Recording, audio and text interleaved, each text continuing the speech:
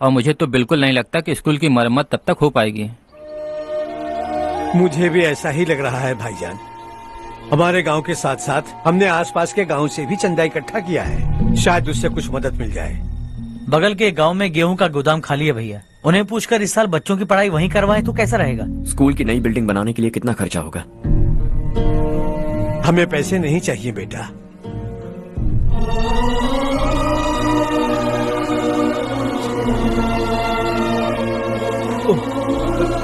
देखो बेटा, तुम यहाँ कुछ स्टडी करने आए हो, इन सब की तो हमें पहले से आदत है, हम मिलजुल कर सुलझा लेंगे इसे। अगर एक इंसान दूसरे इंसान की मदद ना करे तो एक ही समाज में रहने का क्या मतलब है? मैं जानता हूं बच्चों को पढ़ने में तकलीफ हो रही है, ये लीजिए।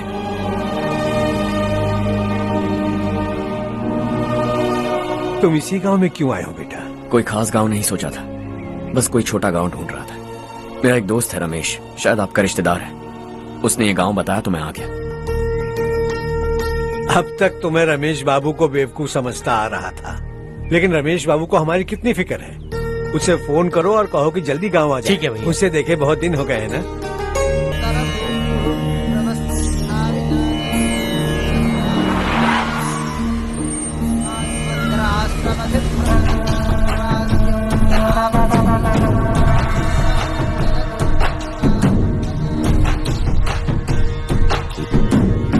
शाबाश नारायण। मेरे लाख मना करने के बावजूद तुम चट्टान की तरह डटे रहे और अब स्कूल बना रहे हो। इतना सब कुछ करना मेरे बस की बात नहीं है मालिक, ये सब तो इसकी बदौलत हुआ है।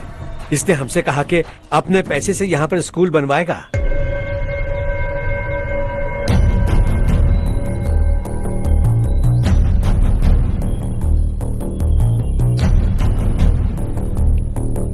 कौन हो तुम? हर्षवर्धन। और आप? शशि। इतना बड़ा स्कूल बनवाने जा रहे हो, लगता है बहुत पैसे हैं तुम्हारे पास। बहुत ज्यादा।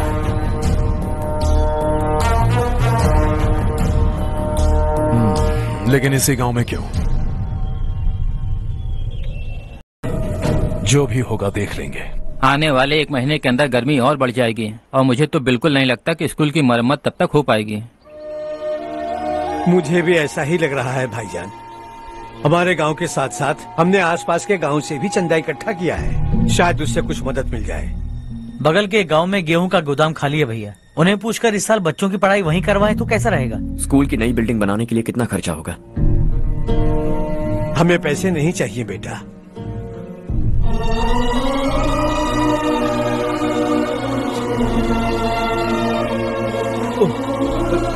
देखो बेटा, तुम यहाँ कुछ स्टडी करने आए हो, इन सब की तो हमें पहले से आदत है, हम मिलजुल कर सुलझा लेंगे इसे। अगर एक इंसान दूसरे इंसान की मदद ना करे तो एक ही समाज में रहने का क्या मतलब है? मैं जानता हूं बच्चों को पढ़ने में तकलीफ हो रही है, ये लीजिए।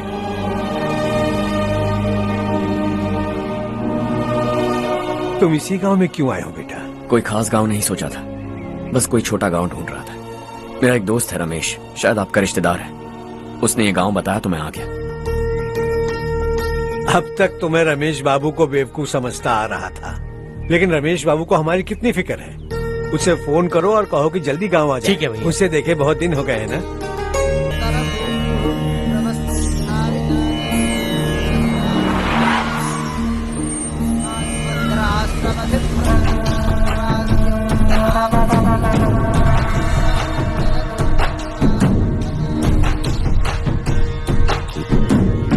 शाबाश नारायण। मेरे लाख मना करने के बावजूद तुम चट्टान की तरह डटे रहे और अब स्कूल बना रहे हो। इतना सब कुछ करना मेरे बस की बात नहीं है मालिक, ये सब तो इसकी बदौलत हुआ है। इसने हमसे कहा कि अपने पैसे से यहाँ पर स्कूल बनवाएगा।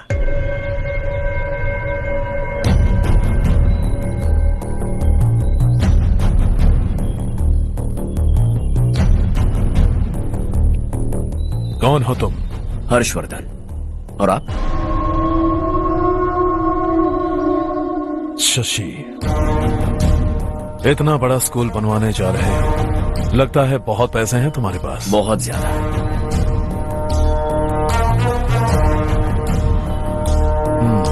लेकिन इसी गांव में क्यों?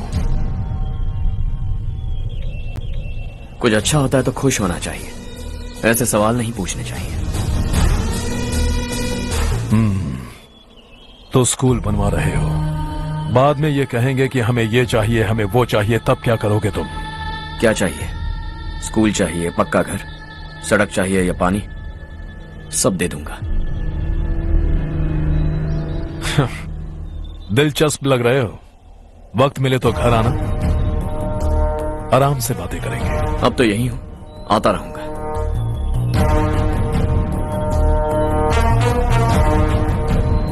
कौन है ये लड़का और ये सब क्यों कर रहा है? मुझे पूरी खबर चाहिए।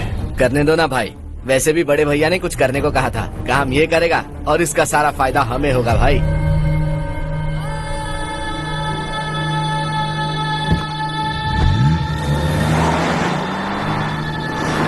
बेटा इतना कुछ कर रहे हो तो थोड़ा सड़कों के बारे में भी तो सोचो, वो बहुत खराब हो चुकी हैं। अब तो हम उस पर चल भी नहीं पा रहे हैं। चुप रहो भाईजान, इतना बेलालच किस काम का? इसकी बात का बुरा मत मानना बेटा, ये मायूस है।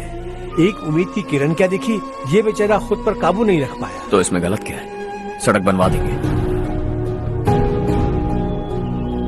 ये क्या कर रहे हो? अगर ऐसा करते जाओगे तो यहाँ एक नहीं हजारों समस्याएं हैं।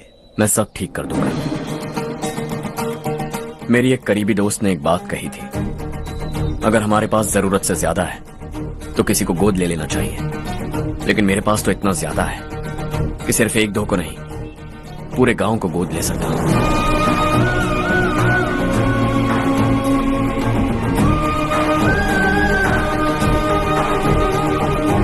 आपको हंसी खुशी और हरियाली से बांधूंगा।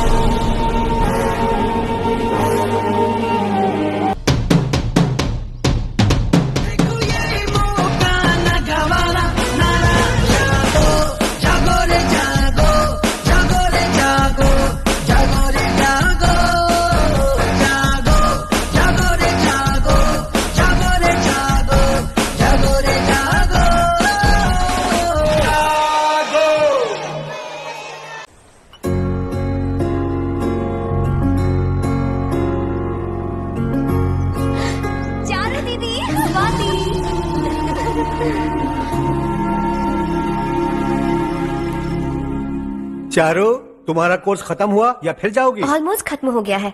एक हफ्ते के अंदर मुझे एक छोटी सी टीम बनाकर यहाँ पर थोड़े थोड़े डेवलपमेंट टेक्निक्स ट्राई करने हैं। लेकिन सुबह जब मैं आ रही थी तब मैंने देखा मुझे कोर्स में सिखाए गए कई सारे डेवलपमेंट प्रोग्राम्स यहाँ पर पहले से ही हो रहे हैं। मैं तो हैरान रह गई।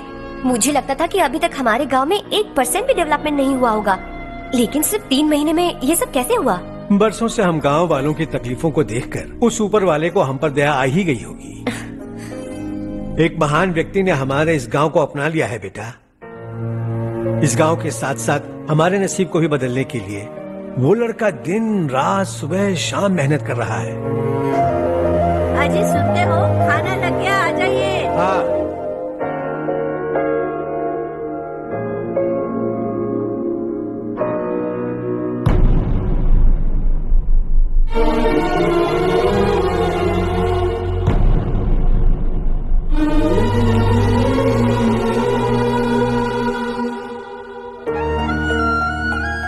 बैठो बैठो। आओ बैठो। इन्हें भी दो। जी पिताजी। ये मेरी बेटी है। ये वही लड़का है जिसकी मैं बात कर रहा था। ये हमारे रमेश राव का खास दोस्त है। ये दोनों भी एक दूसरे को जानते हैं।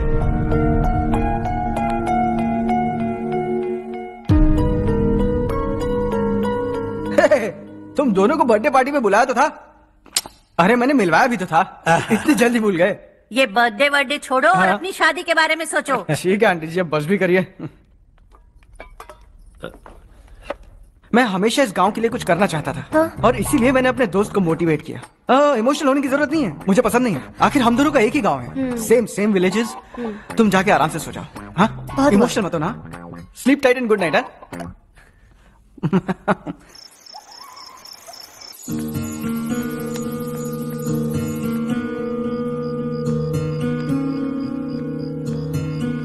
ये सब क्या हो रहा है?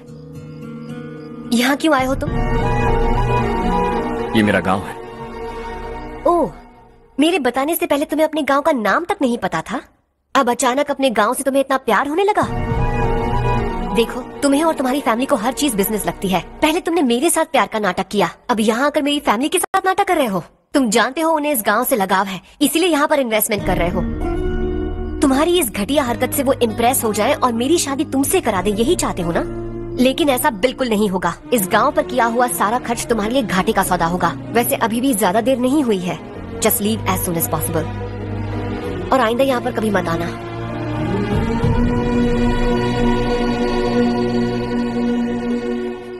मैं क्या सुन रहा हूँ हर्ष? तेरे और चारू के बीच लव अफेयर चल रहा है? वो लड़की तेरे टाइप की नहीं है। हाँ, तुम दोनों तो एक ही टाइप के हो ना, टाइपिस्ट और कंप्यूटर जैसे। देखा तुमने, इन दोनों का चक्कर चल रहा है और मैं कुत्ते की तरह उसके पीछे घूम रहा था। ए, एक बात बता, चारू तुझसे प्यार कैसे कर सकती है? आईने में अपना थोपड़ा देखा है क्या? Stupid fellow. हर्ष बेटा, आपका काम हो जाए तो अब सो जाइए। मैं इसे अंदर ले जाकर अच्छे से समझाता हूँ। ये अब रोना बनकर चल। मुझे गोरे लड़के बिल्कुल पसंद नहीं है। सांवले लोग ही अच्छे लगते हैं मुझे।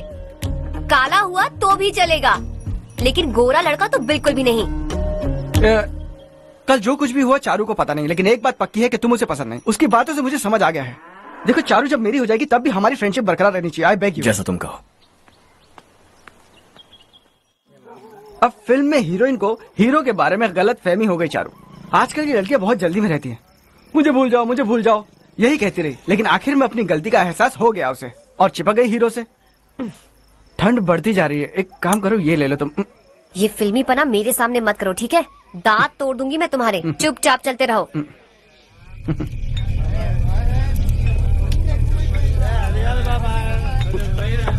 हर्ष चलना। तुम लोग जाओ, मैं 10 मिनट में आता हूँ। ठीक है।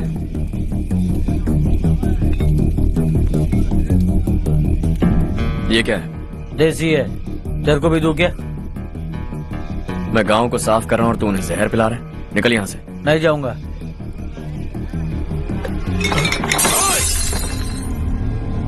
ये शशि भाई का ठेका है। इधर आ। मैंने पूछा ये क्या है, किसका है, नहीं पूछा। जिंदा रहना है कि नहीं तुझे? मैं सवाल पूछ रहा हूँ तो जवाब देना। नशा करना मना है। चल। शशि भाई के आदमियों से पंगा लिया तूने, अब तू नहीं बचेगा।